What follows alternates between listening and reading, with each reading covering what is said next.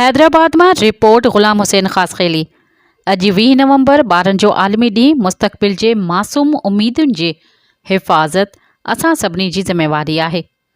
हैदराबाद में असांखे अपडेट करे रहियो आहे सीनियर सहाफ़ी ग़ुलाम हुसैन ख़ासख़ेली। जी ग़ुलाम हुसैन ख़ासख़ेली, छा तफ़सीलात आहिनि, आगाह कजो। अॼोको ॾींहुं 20 नवंबर सॼी दुनिया में ॿारनि जो आलमी ॾींहुं तौरु वॾे एतिराम ऐं अहमियत सां मल्हायो वियो। हीउ ॾींहुं दुनिया जे उन्हनि मासूम ॿारनि लाइ वक़्फ़ु आहे जिन जे अखियुनि में रोशन मुस्तक़बिल जा ख़्वाब, दिलमी मोहबत ऐं ज़हन बेपनाह सलाहियतूं समायल हूंदियूं आहिनि। गॾियल क़ौमुनि हिन ॾींहं खे ॿारनि जे हक़नि ऐं उन्हनि जे तहफ़ुज़, तालीम ऐं भलाईअ लाइ आलमी यादगिरी तौरु मुक़ररु कयो आहे।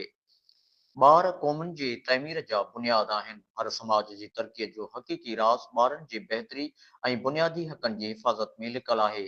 हिकु महफ़ूज़, प्यार भरियो, तइलीम याफ़्ता ॿार ई मुस्तक़बिल जो बाशऊर, ज़िम्मेवार, महिनती शहरी बणिजी सघे थो। तंहिं करे क़ौमुनि जो पहिरियों फ़र्ज़ु आहे त हू ॿारनि खे अहिड़ो माहौल फ़राहमु कनि जिते हू ख़ुशी, अमन ऐं इज़त सां वधी सघनि। तालीम ॿार जी शख़्सियत जी सभ खां अहम पाड़। तालीम हर ॿार जो बुनियादी ऐं फितरी हक़ आहे। किताब, स्कूल ऐं उस्ताद ॿार जे ज़हन में रोशन ज़मीर, इल्म ऐं इंसानियत जा ॿिज पोखीनि था। असांजे समाज में अञा बि केतिराई ॿार गुरबत, समाजी दबाव या सहूलियतुनि जी खोड़ सबबु स्कूल खां परे आहिनि, जेको ॻणतीअ जोॻो अमल आहे।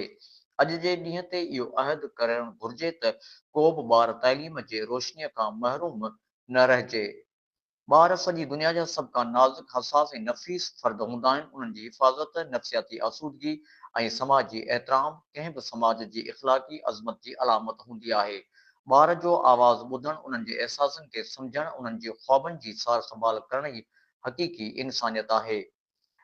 असांजी धरतीअ ते लखें ॿार अहिड़ा आहिनि जेके क़ाबिलियत, महिनत ऐं ज़हानत में कंहिंखां घटि न आहिनि, पर मौक़नि जी खोड़ सबबु पंहिंजी सलाहियतुनि जो इज़हार न करे सघंदा आहिनि।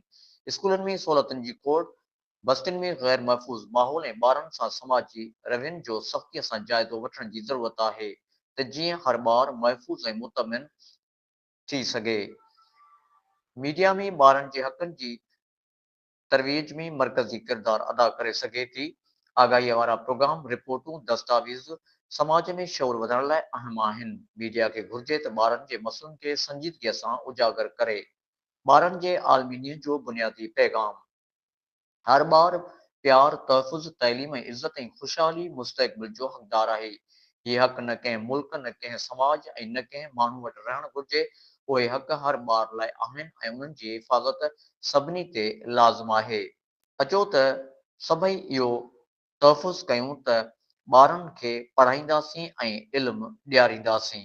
ग़ुलाम हुसैन ख़ासख़ेली, हैदराबाद। मेहरबानी अपडेट करण ते।